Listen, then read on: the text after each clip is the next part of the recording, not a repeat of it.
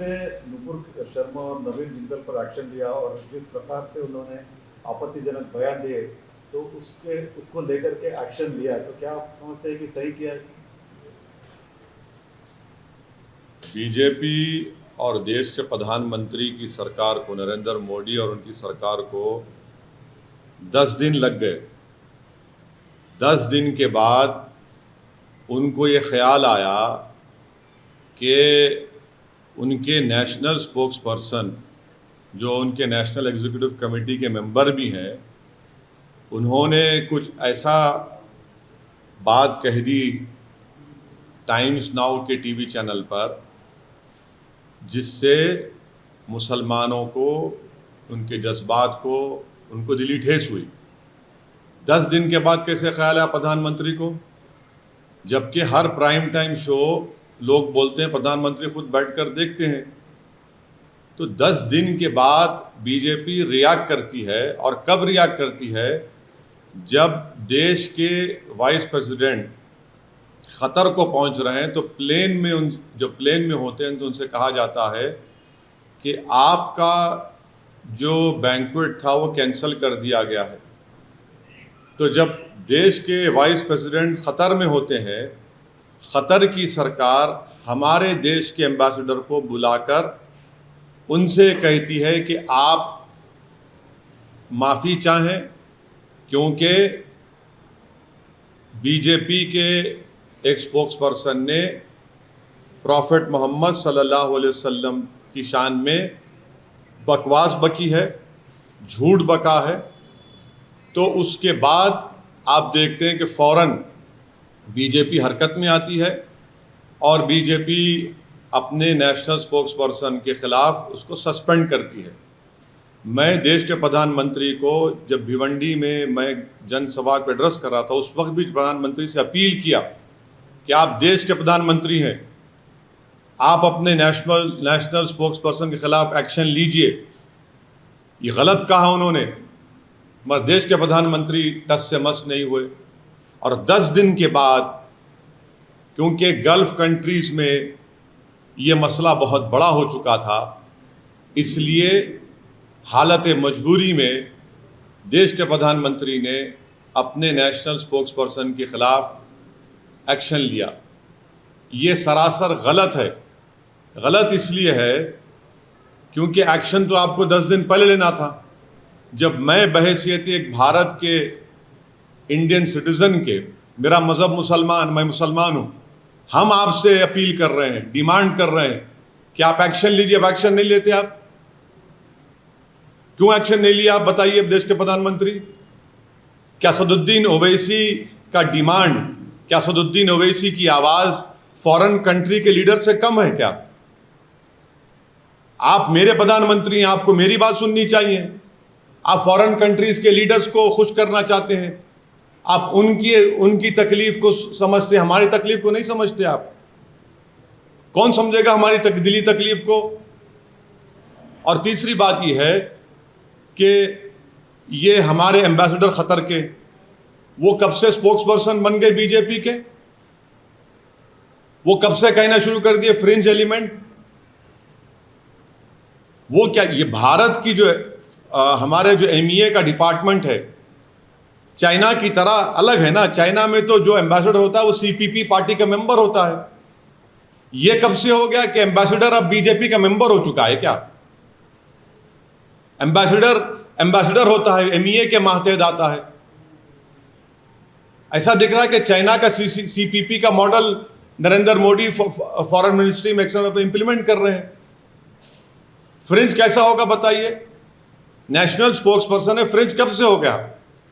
और पांचवी बात, ये फ्रिंज खुद मेन स्ट्रीम है, फ्रिंज खुद मेन स्ट्रीम है। छठी बात यह है कि हमारे देश के जो नागरिक इन गल्फ कंट्रीज में रहते हैं, वो 34,20,000 के करीब रहते हैं। UAE में खुद 34,20,000,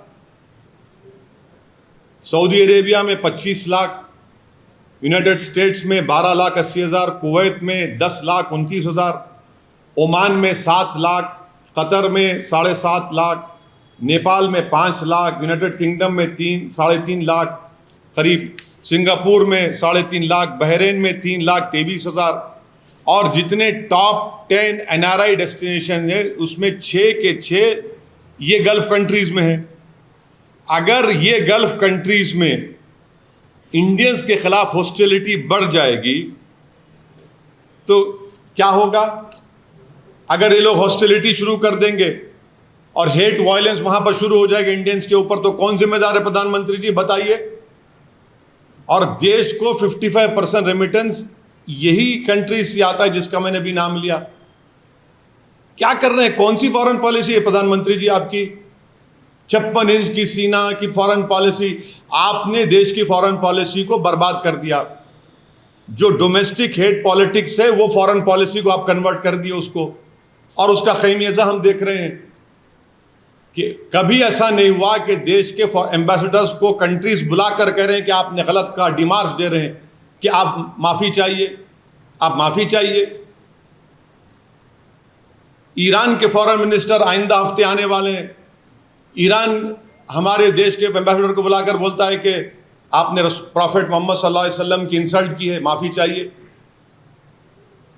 वाइस प्रेसिडेंट खतर में है, उनकी खतर मौजूदगी में एम्बेसडर को बुलाकर कहा जाता है इतनी बड़ी बेइज्जती भारत की। कौन सी फॉरेन पॉलिसी है? और मैं फॉरेन मिनिस्टर से पूछना चाह रहा हूं, India's internal matters now what is this, please tell us, बताइए। हमारा देश का अंदरूनी मामला आप सब जगह बोलते हैं जयशंकर साहब, ये कौन सा इंटरनल मैटर हो गया अब? ये इस तरह के बयानात देकर 10 दिन तक खामोश बैठकर और भारत के मुसलमानों को उनकी आवाज को नहीं सुनना प्रधानमंत्री की, ये प्रधानमंत्री भारत के मुसलमानों की नहीं बल्कि भारत के शहरियों की बेइज्जती कर रहे हैं। हम 10 दिन से पुकार रहे हैं, FIR रजिस्टर करा रहे हैं कि एक्शन लीजिए, मगर आप अब एक्शन किस पे लेते? कानपुर पे एक्शन लेते जहां पर 34 मुसलमानों NSA लग गया, और आपकी स्पोक्स पर्सन आराम से अपने घर में बैठी है, कोई उन पर एक्शन नहीं लेगा। अगर आज कोई फेसबुक पोस्ट पर या ट्विटर पर देश के प्रधानमंत्री के बारे में अनाप शनाप बक दे तो 24 घंटे के अंदर उसको अरेस्ट कर लिया जाता है, जेल में डाल दिया जाता है। कि देश के प्रधानमंत्री को अगर कोई अनाप शनाप बकेगा और प्रॉफेट मोहम्मद के बारे में अनाप शनाप बकेगा तो आप एक्शन नहीं लेंगे, देश के प्रधानमंत्री पे लेंगे। हम 10 दिन से पुकार रहे हैं, एक्शन लीजिए, आप हमारे प्रधानमंत्री, आप एक्शन नहीं लेते। और 7वीं बात यह है कि इसका मुझे जो एप्रीहेंशन है, अगर कल इजिप्ट, सऊदी अरेबिया कुछ अगर वो अपनी पॉलिसी में तब्दील करते और ये कहेंगे कि नहीं सुएज कनाल से इंडिया के गुड्स नहीं गुजर सकते, कौन जिम्मेदार है प्रधानमंत्री इसका बताइए। 7वीं बात, क्या ये बात सच नहीं है कि किंगडम ऑफ सऊदी अरेबिया ने जो भारत को ऑयल बेचता है $2 से उस ऑयल को बढ़ाकर $6 कर दिया? और बोलिए ज्ञानवापी, और बोलिए गालियां दीजिए मुसलमानों को, इस्लाम को। अब ये $2 से $6 कर दिया है, और प्रधानमंत्री बताना पड़ेगा देश को, अमेरिका को रेट नहीं बढ़ा, सऊदी अरेबिया ने ऑयल बेच वही रेट पे बेच रहे हैं। भारत को $2 से $6 कर दिए। प्रधानमंत्री कौन सी फॉरेन पॉलिसी आपकी? 8वीं बात यह है कि बीजेपी, ये इनके हरकतों से बीजेपी डेलिबरेटली अपने लोगों को बोलती है जाकर गाली दो, हेट की जो स्पीचेस हैं वो करते रहो, नफरत पैदा करो मुसलमानों के ताल्लुक से देश में।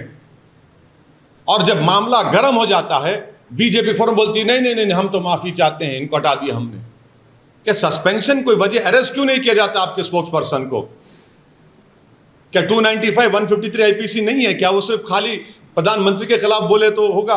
और जो स्पोक्स पर्सन को सस्पेंड करें वो अपना वीडियो जारी करके वो कहती हैं कि मुझसे तो देश के होम मिनिस्टर ने बात की, बीजेपी के बड़े बड़े नेताओं ने मुझसे बातचीत की और कहा कि हिम्मत मत हारो, तुमने सही कहा। तो प्रधानमंत्री पूरी विश्व को ये स्टेटमेंट दे रहे हैं कि आप मुसलमानों को प्रॉफेट मोहम्मद के बारे में अनाप शनाप बकते रहिए, हम कुछ नहीं बोलेंगे। हाँ, अगर कुछ बाहर कुछ हो गया तो जब हमको तकलीफ होगी। भारत के मुसलमान को क्यों नहीं सुनते प्रधानमंत्री? आखिर क्या मेरी वैल्यू कम है देश के प्रधानमंत्री एक फॉरेन कंट्री के लीडर से? मैं पुकार कर कह रहा हूं, एफआईआर रजिस्टर हो रहे हैं, मगर आप नहीं सुनना चाहते। और आखिरी बात यह है कि अब हम देख चुके हैं कि इसका बहुत बड़ा इकोनॉमिक खमियाजा भी भुगतना पड़ेगा, क्योंकि देश के प्रधानमंत्री इसके जिम्मेदार होंगे। हम ये डिमांड करते हैं कि सिर्फ सस्पेंशन नहीं बल्कि उस नेशनल स्पोक्स पर्सन को इमीडिएटली अरेस्ट किया जाना चाहिए।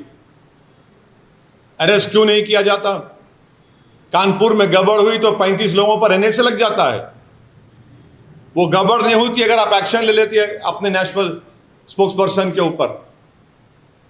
और आप हमको, ये तो आरएसएस की आइडियोलॉजी शुरू से रही कि भारत का मुसलमान, अरे हमको क्या करना है इन फॉरेन कंट्रीज से? मगर आपने खुद इन लोगों को इनकरेज किया, आप खुद इनको अपनी छत्रोछाया में रखते हैं, और इसीलिए हम आज देख रहे हैं कि हमारी फॉरेन पॉलिसी टैटर्स में है और हमारी बेइज्जती पूरे विश्व में हो रही है। अमेरिका ने रिपोर्ट पेश कर दी अपनी रिलीजियस फ्रीडम की, कंट्री ऑफ कंसर्न में 3 साल से भारत आ रहा है। कौन सी फॉरेन पॉलिसी बताइए आपकी? सब कह रहे हैं, मगर आप रुकना नहीं चाहते देश के प्रधानमंत्री, और बोलते फ्रिंज। कहां का फ्रिंज है? नेशनल स्पोक्स पर्सन फ्रिंज होता है क्या? बताइए आप।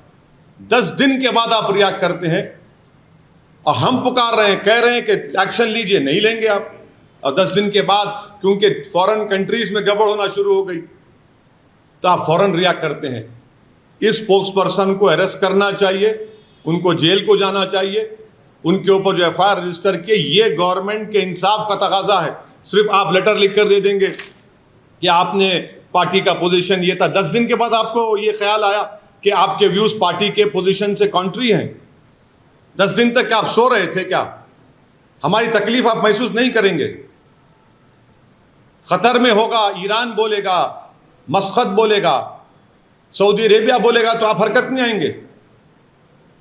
और देश के प्रधानमंत्री को मैं याद दिलाना चाह रहा हूं कि आपने दिसंबर में जब CAA का कानून पास किया, आपने एक स्टेटमेंट दिया था।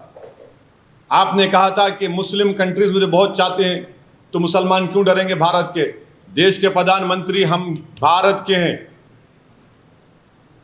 हम आपसे पूछ रहे हैं आप क्यों हरकत में नहीं आए हमारे इस डिमांड को? मगर 10 दिन तक आप खामोश बैठे। इससे साफ जाहिर हो रहा था कि आपने कहा कि बोलते रहो बेटा, अगर कुछ होगा तो हम तुमको सस्पेंड कर देंगे। सर, आपने बोला कि हमें दूसरे देश से क्या मतलब है, अपने देश से मतलब है। वहीं आपको एग्जांपल दे रहे हैं कि इंडिया ने तेल का रेट बढ़ा, बिल्कुल बढ़ाया है। तो क्या क्यों तो क्या ये फॉरेन पॉलिसी नाकामी नहीं है? क्या भारत अमेरिका से कम है?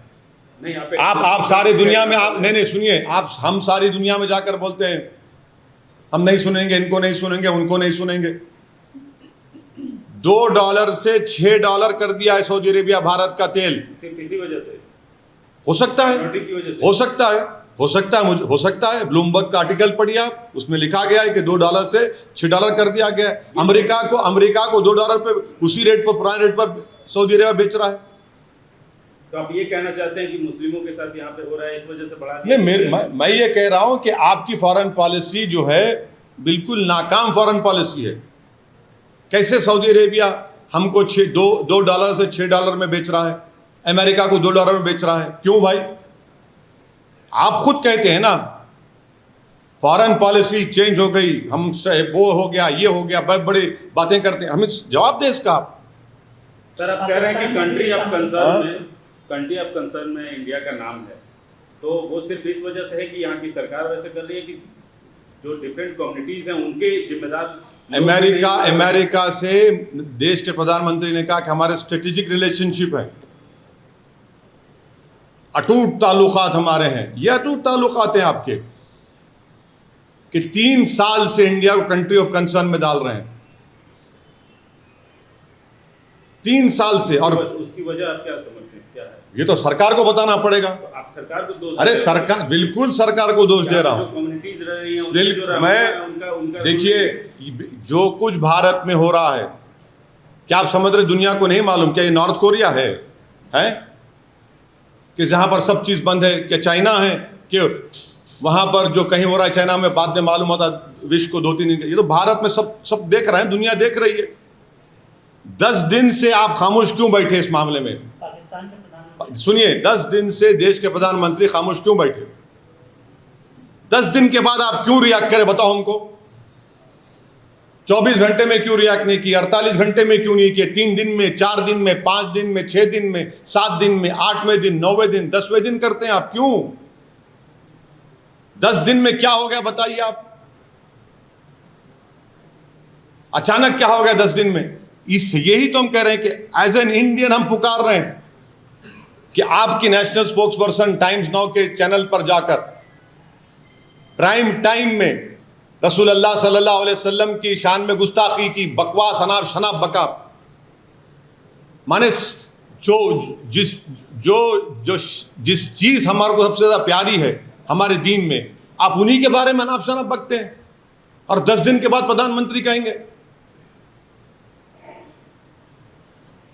सर, पाकिस्तान के प्रधानमंत्री ने भी इस मुद्दे पर रिएक्ट किया है। पाकिस्तान ने चाद अफेयर को समन किया। वो पाकिस्तान का जवाब MEA देगा, पाकिस्तान के लोग देंगे। मेरे मुझसे क्यों पूछ रहे हैं आप? एक्शन लिए ना सर, फिर भी होना चाहिए, मुझे थोड़े लोग बोल रहे हैं। क्या एक्शन लिए? सस्पेंशन किया ना सर। क्या सस्पेंशन किया? सस्पेंशन है, सस्पेंड फिर तो आप सस्पेंड कर देना था कानपुर के बच्चों को भी। क्यों अरेस्ट करे उनको? आप क्यों अरेस्ट करे? केस बुक करके छोड़ देना था, अरेस्ट नहीं करना था। फिर कौन सा किया इस सस्पेंशन को आप एक्शन बोलते? आंख में धूल झोंक रहे आप लोग, बेवकूफ बना रहे। पार्टी से सस्पेंड किया। क्या पार्टी से सस्पेंड करे? गिरफ्तार करना चाहिए। अगर वो गलती की है, आप मान रहे हैं कि उन्होंने एक रिलीजन के, क्या लिखा आपने उसमें, clear violation of your rule 10A of constitution of the BJP, contrary to party's position, the contrary to party's position, तो आप केस बुक करिए। केस ऑलरेडी है, जेल को भिजाइए उनको। जिसको आपने सस्पेंड किया वो खुद वीडियो बनाकर कह रही है कि देश के होम मिनिस्टर ने मुझे फोन किया, महाराष्ट्र के एक चीफ मिनिस्टर ने मुझे फोन किया, बीजेपी के बड़े बड़े नेताओं ने मुझे फोन किया। 10 दिन तक आप क्यों खामोश बैठ रहे हैं? क्यों खामोश बैठे 10 दिन आप? हम पुकार कर कह रहे हैं। और एक बात सुन लीजिए, ये जितने सो कॉल्ड सेक्युलर पार्टीज है, इनके मुंह में भी दही जम गई थी।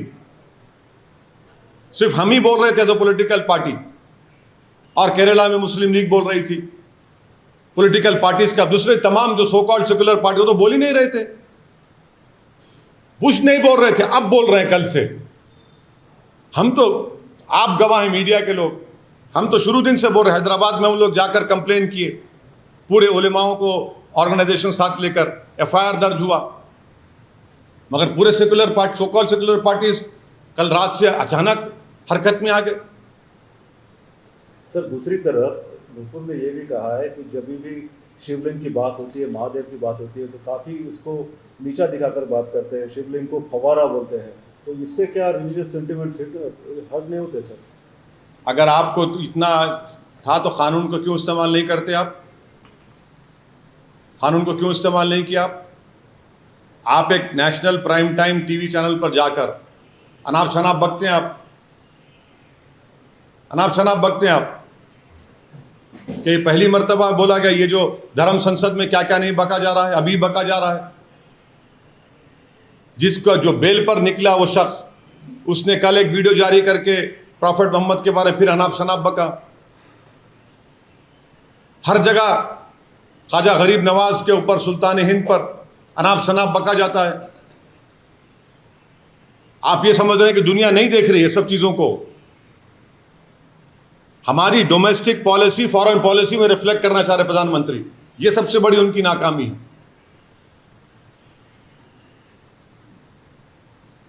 सर, जानवापी वाले मसले पे जो मोहन भागवत साहब ने बोला, उस पर आपका क्या? तो बोल दिया हूं ना मैं तो उस बारे में। आपको बोल चुका हूं, आप लोगों को सबको बोल चुका हूं, आपको सबको बोल चुका हूं। वो तो एक इंसिडेंटरी स्पीच थी उनकी, उनको एक खपत आ रही है कि भारत के मुसलमान के पूर्वज हिंदू थे, तो फिर क्या मोहन भगवत साहब के पूर्वज बुद्धिस्ट थे क्या? क्या बात है? आक्रमण से इस्लाम आया, झूठ। प्रॉफेट मोहम्मद की जिंदगी में खुद केरल में मस्जिद बन चुकी थी, और देश के प्रधानमंत्री जब सऊदी अरब गए तो वहां के बादशाह को उस मस्जिद का रेप्लिका दिया, तो झूठ कौन और सच कौन बोल रहा है? आप कह रहे हैं कि आरएसएस के सरसंघचालक की बात पर मैं भरोसा करूं? देश के प्रधानमंत्री कॉन्स्टिट्यूशनल हेड है, उनको बोलना चाहिए कि 91 एक्ट पर वो कायम है नहीं है, उनकी सरकार को कायम रहना चाहिए। और जितने पटिशनर्स जो गए हैं कोर्ट में, क्या उनका ताल्लुक संघ से नहीं है? किसकी आंखों में धूल झोंक रहे हैं आप? उनका ताल्लुक संघ से है, 100% उनका कनेक्शन संघ से है। सर, क्या माफी में एक संत अभी भी जिद पे अड़े हुए हैं उस शिवलिंग क्या? पूजा करने के लिए, क्या? शिवलिंग पर जल चढ़ाने के लिए? कौन? ज्ञानवापी पे एक संत है जो अभी भी जिद पे अड़े हुए हैं। वहाँ पे पूजा होनी चाहिए, वो शिवलिंग जो ज्ञानवापी में। हाँ, वही तो मैं कह रहा हूं ना, उनका ताल्लुक किससे है बताइए? जो मथुरा की ईदगाह के मामले में जो गए हैं 50 साल 55 साल पहले, मुसलमान हिंदू भाइयों ने बैठकर तस्वीर कर लिया, मुसलमानों ने ईदगाह की ज़मीन मंदिर को दी, आलीशान वहाँ पर कृष्ण जन्मस्थान की मंदिर तामीर हो गई। आप जाकर कहते हैं कि नहीं हमको दो वो एरिया। ये सब के संग से नहीं है इनका ताल्लुक। किसकी आंखों में धूल झोंक रहे हैं? आप बोल रहे हैं कि वो ये सब आप कोर्ट को भिजाएंगे, सब तमाशे करेंगे, और फिर टीवी चैनल पर 6-7 दिन से यही टॉपिक चल रहा है। टीवी चैनल तो वहां पर एक कैमरा लगा दिए, बोले ये क्या है, एक एक आदमी को बिठा के आप लोग ही तो किए ना, मीडिया के लोग 1-1 घंटा प्राइम टाइम पे ये क्या है, उसका ये हिस्सा देखिए, उसका। हम ये बोल रहे हैं कि 91 का एक्ट फाइनल है। 91 का एक्ट ने कह दिया कि 15 अगस्त 1947 को जो मंदिर, मस्जिद, गिरजाघर थी, गुरुद्वारा था, उसको नहीं तब्दील किया जाएगा, किस्सा खत्म। लेकिन सर जो वीडियोस जो संशोधन लाने की बात कर वीडियो रहे हैं सर, 1991 एक्ट को भी, उसमें भी संशोधन लाने की बात कर रहे हैं यहाँ के अंदर। और जो सर्वे वीडियो जो बाहर आया है उसमें भी तो साफ देखिए दिखाई दे रहा है। देखिए, आप लोगों ने भी, आपके चैनल ने भी मैडम, रिपब्लिक टीवी चैनल ने भी एक चलाया था। अब मोहन भगवत पे क्या बोलेंगे? अब आप बोलिए, अब आपने क्या क्या चैनल, क्या क्या आपने कहा गया?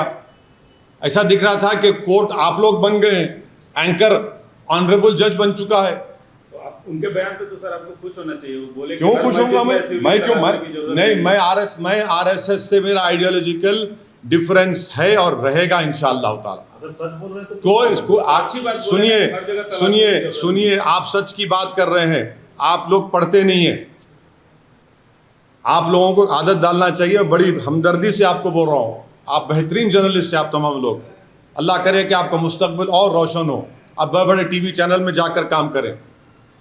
हो सकता है कि आप 6 बजे और 9 बजे के एंकर ही बन जाएंगे कभी। हम आपसे एक ही रिक्वेस्ट कर रहे हैं कि नाथूराम गोडसे के भाई का स्टेटमेंट पढ़िए, जो उन्होंने अडवाणी साहब के बारे में क्रिटिसाइज कर कहा कि अडवाणी झूठ बोल रहे हैं। नाथूराम गोडसे और हम पूरे गोडसे भाई तो आरएसएस से थे, ताल्लुक था हमारा। आप सच्चाई की बात कर रहे हैं। सर गॉडसे की बात है तो कंट्रोवर्सी कर्नाटका में स्टार्ट हुई है, मतलब controversy elected in Karnataka. Street has been named after Nathuram Godse road in Paduguri Golagram panchayat limits in coastal Karnataka. Congress says this is nothing surprising under BJP. It's Godse's India, not Gandhi's India. What would you like to say? ऐसा है ना कि दिल में गोडसे, जबान पे गांधी, यही तो है। दिल में गोडसे, जबान पे बाबा साहब अम्बेडकर, दिल में गोडसे, जबान पर ज्योतिराव फूले। ये सर बीजेपी और हाँ, पूरे संघ, बीजेपी, सब है इसमें। सर अभी 3-4 दिन से हैदराबाद में एक बहुत बड़ा मसला चल रहा है गैंग रेप का, और आपके एमएलए का भी law will take its own course, इस पे तय बोलना है मेरे को। अरे इतना बड़ा भाई law will take its own course. अब मॉरल हाई ग्राउंड बिल्कुल ले लिए, बिल्कुल ले लिए। कोई मॉरल हाई ग्राउंड कोई नहीं ले रहे। हीनियस क्राइम है। सुनिए आप बहस मत करिए। हीनियस क्राइम है, law will take its own course, law will take its own course. तो आप फिक्र मत करिए। आप जम्मू कश्मीर में जो टारगेट किलिंग हो रही है सर, उस पर आपका क्या कहना है? क्योंकि सेलेक्टिव अब आप लोग जो है बीजेपी के स्पोक्सपर्सन को बचाने की पूरी कोशिश कर रहे हैं आप लोग। फीलिंग हो रही ना सर? नहीं, अब आप लोग जो है जो जिस मुद्दे पे हम आप लोगों को तकलीफ दी आने के लिए, अब आप लोग अब अपने एजेंडे पे आ गए। अब नहीं सुनिए, इस पर सुनिए, मैं बोल रहा हूँ आपको। मैं ठहरो ना।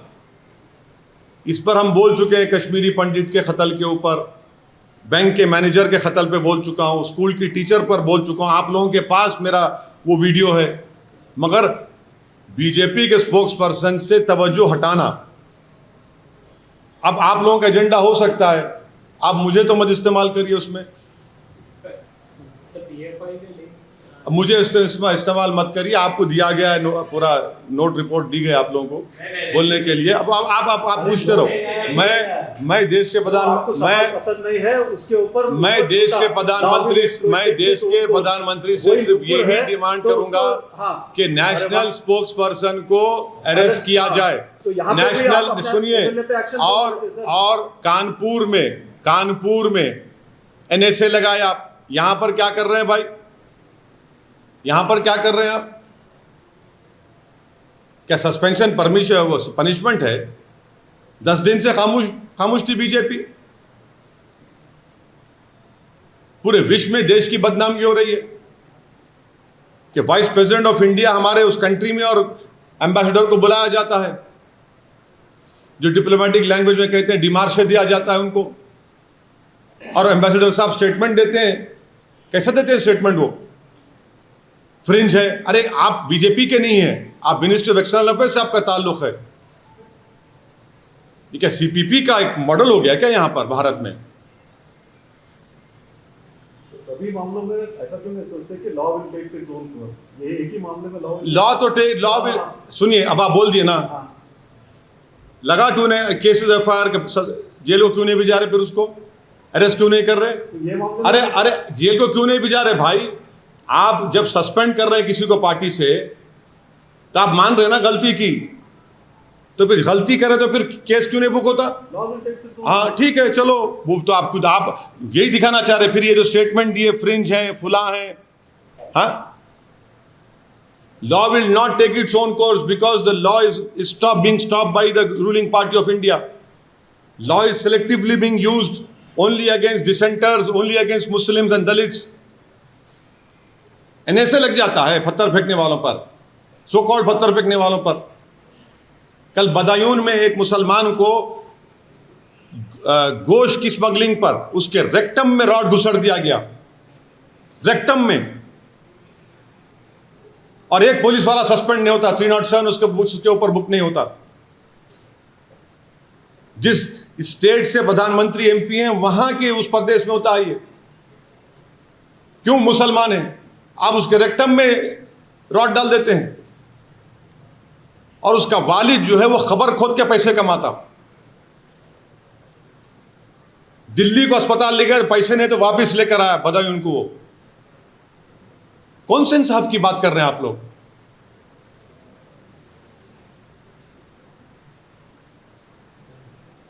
चलिए सर, थैंक यू।